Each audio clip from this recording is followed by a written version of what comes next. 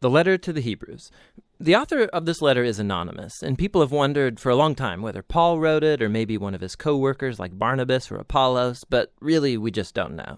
In chapter 2, we discover that the author had a first-hand relationship with the disciples who were themselves around Jesus, so we know that this letter is anchored in the teaching of the apostles. We also don't know who the audience of this letter was, or even where they lived. The author knows them really well, and he assumes that they have a thorough knowledge of the Old Testament scriptures, especially the storyline of the first 5 books of the Bible, the Torah, about how Abraham's family became the nation of Israel, about how Moses led them out of slavery in Egypt to Mount Sinai, where they received the Torah and they made a covenant with God, where they built the tabernacle, where the priests offered sacrifices, and also about how they wandered through the wilderness on their way to the Promised Land. The author just expects that the readers know all of the details about these stories, and so most likely the audience is made up of Jewish Christians.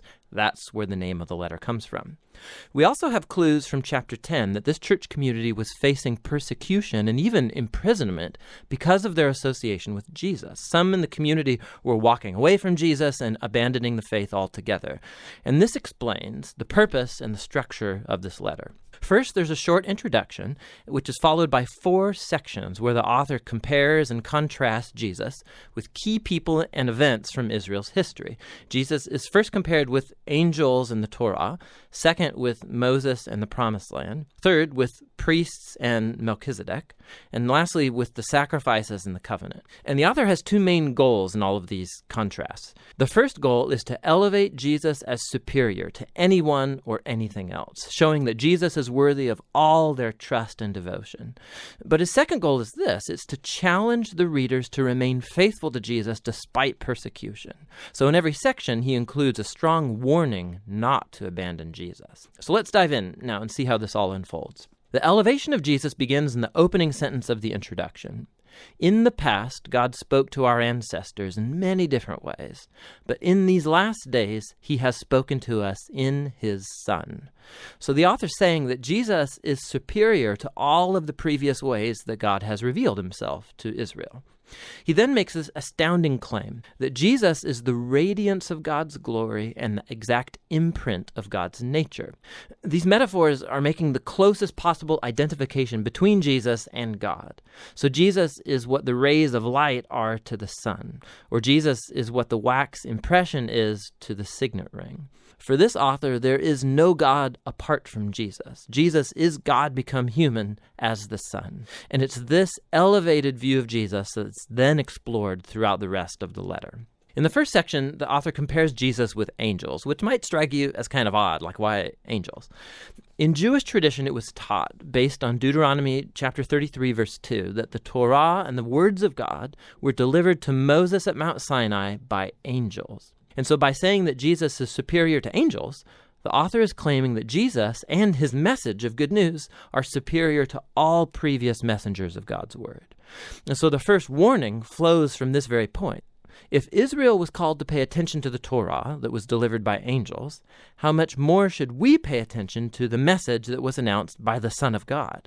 And not only that, given Jesus' status high above the angels, how remarkable is it that he gave up that high status to become human, to suffer, and to die?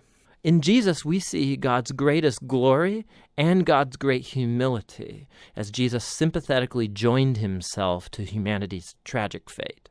In chapters 3 and 4, the author moves on to argue that Jesus is superior to Moses, who led the people of Israel through the wilderness and built the tabernacle. Jesus is also the leader of God's people, but in him we see not the builder of just a tent, but of all creation. Then the author retells the story of how the Israelites rebelled against Moses in the wilderness, and they lost their chance to enter into the rest that God offered them in the Promised Land. And so here comes the second warning. If Jesus is greater than Moses, how much higher are the stakes if we rebel against him? We also are in a wilderness-like environment where we have to trust God for the future rest in God's new creation. So let's make sure that we don't rebel like Israel did in the wilderness and lose out on God's gracious offer to enter his new creation. In chapters 5 through 7, the author then compares Jesus with Israel's priests that come from the line of Aaron. Their role was to represent Israel before God and to offer sacrifices that atoned for or covered over the sins of the people. But, he points out, the priests were themselves morally flawed people, and so they constantly had to offer sacrifices for their own sins as well as for everybody else's. Something more was needed. And so he then argues that Jesus was that something more. He's the ultimate priest. But Jesus did not come from the line of Aaron. Rather, Jesus was a priest in the order of Melchizedek, that mysterious priest king from ancient Jerusalem, and he appears in the stories about Abraham. We also find in Psalm 110 that the Messianic king from the line of David will be a priest in the order of Melchizedek. So the author's whole point is this. Jesus is the ultimate priest king.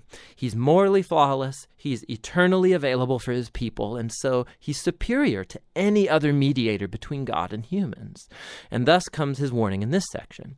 To reject Jesus is to reject one's best and only chance to be fully reconciled to God, so don't do that. Which transitions us into the last comparison in chapters 8 through 10. The author shows how Jesus' death on the cross was the ultimate sacrifice, superior to all the animal sacrifices offered in the temple. Those sacrifices had to be offered constantly, both daily, but also yearly on the Day of Atonement. Jesus offered his life once and for all, and it was sufficient to cover the sins of the whole world. And so the author warns the audience from walking away from Jesus. It's like turning your back on a gracious offer of God's forgiveness. Why would you do that? Jesus' sacrifice is permanent, he says, and it's the foundation for the new covenant spoken of in the prophets, where all sins are forgiven. So now that the author has elevated Jesus through all of these contrasts, this final section is one big challenge to follow Jesus. So think big picture. In Jesus, they have found God's very word. In Jesus, they have hope for the new creation. Jesus is their eternal priest. He's the perfect sacrifice. And so now they should follow all the great models of faith found throughout the story of the scriptures, and they should remain faithful to Jesus, trusting that despite whatever hardship and persecution, God will not abandon his people. That's the basic flow of thought throughout the letter, which the author calls right here at the very end a brief word of exhortation. Here's a couple of extra tips for reading this letter. Whenever the author quotes from the Old Testament scriptures, which is like every other sentence, stop and go look up the reference and read that quotation in its original context. And sometimes you'll be puzzled, but more often you'll see all kinds of extra cool connections that you would never notice otherwise. It's totally worth the effort. You should also just know that these warning passages, they're going to make you uncomfortable, and that's kind of the point. They're not there to make you afraid. They're there to show you that rejecting Jesus is foolish because he's so awesome. These warnings all serve the larger purpose of the letter, to show that Jesus is the ultimate revelation of God's love and mercy. And that's what the letter of the Hebrews is all about.